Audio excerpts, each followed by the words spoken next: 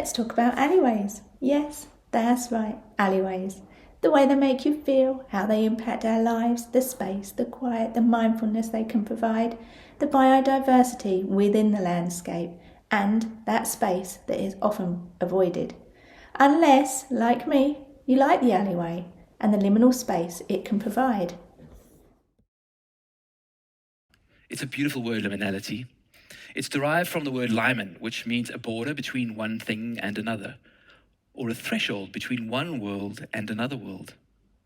Liminality is a state of temporary liberation from the expectations and norms of everyday life, ripe with a potential transformation, shedding of the old and a ripening of the new. As anthropologist Victor Turner phrased it, liminality is in betwixt and in between the present and the future. The landscape of the alleyway is quite opposite to how we imagine a landscape. It's narrow, confined, and can be dark and dingy.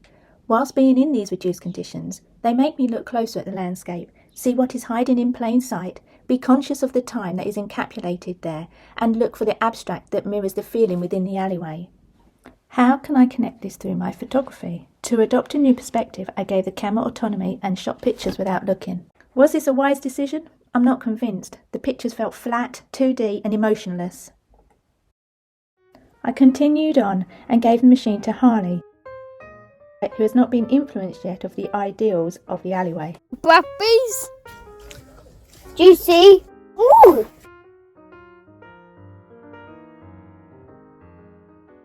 I started to think about similarities to the alleyway, mudflats, doorways, mirrors, and created a small replica to study from a different perspective. I was outside of the area looking in, which was neither here nor there, before or after, now or then. These activities prompted me to review John Berger's methodologies and ideas on how to see, as well as his theories on how social contents informs composition. The alleyway still plays a central role in modern pop culture, with reference to it in the Harry Potter books and film series, but sadly, the alleyway is in decline. It represents a shrinking area. Amid the consumption of land, property and social standing, wealth has been generated by prosperity, which has made vehicles a requirement of life. Since parking is frequently needed at the front of the house, the alley at the rear is rendered useless and in turn denies a sense of neighbourhood, community and attachment. Sustainability is a dominant debate subject right now, and every one of us is being urged to do what we can, such as embrace an organic wild nature space in our gardens, parks and allotments for wild flora that will attract many bees, insects and critters to flourish in. By eliminating the alleyway, we are eliminating this wild area, where nature may coexist peacefully with us and we are able to enjoy it. The alleyway I am particularly interested in is one that I used frequently as a child. It led me to my friend's house, to the bus stop to go to school, to the arcade for meeting friends, and to the local chip shop where I could go with 2p, yes 2p, and get served the scraps at the bottom of the fryer, which, in my opinion, are the best bits.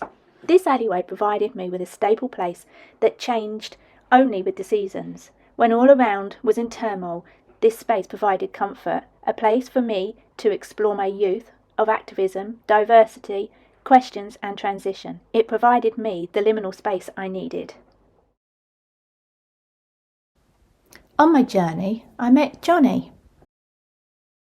The joys of the alleyway was not knowing where it was going to come out, and it seemed to cross roads and then come forward, and it had an effect of darkness but light at the end of the tunnel. It had creativity. It's something I will never forget. Johnny's excitement about finding the alleyway on that particular day and talking to me made me think about landscape. And landscape can tell us a lot about a culture. It can reveal aspects of the past, where we're from, how culture has changed, and it can also reveal contemporary circumstances and the values that we hold today as a society. And the beauty of reading the landscape is that it is available to each and every one of us to read and to learn from, if we just know a few things to look for. But first, what's the value of reading the landscape? Well, one, we live in it, right? The big box stores, the small locally owned stores, the suburbs, the sidewalks, the streets, they're all part of the landscape and guide us in our day-to-day living. For places and the processes that go into creating those places, the people who are involved, the labor that's involved, and then knowing that there are individual and community stories that surround each and every landscape. Take a stroll around the area to get a feel for the space and its boundaries, internal stories, memories, and ultimately time. Recognising how our emotions and behaviours are affected by shadow, darkness, light separation, and of course the time of day. The geographical place may be the same, but the connection can be very different, and occasionally it just doesn't work.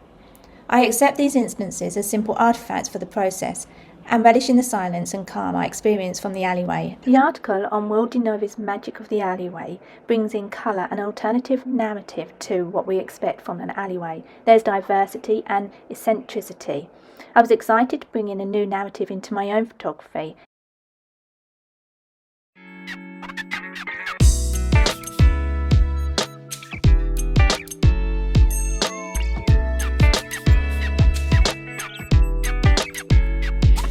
Environments have huge impacts on our behaviors. Quoting Todd Hido from an interview with Sasha Wolf in PhotoWorks, he says, "Personal connection and emotional resonance are absolutely essential in order to stay engaged in a body of work. I incorporate this idea throughout my work, my current practice, and the forthcoming procedures." The series House Hunting evokes a similar feeling of hauntedness as alleyways do. As I was thinking about how I was going to get my work seen, I was introduced to the work of Mark Leckie in the Tate Britain Gallery, where he built a replica of the M52 bridge on the Wirral. Feelings of possible belonging are evoked in both works, with an eerie, memory-laden youth era fictitiously collaged together.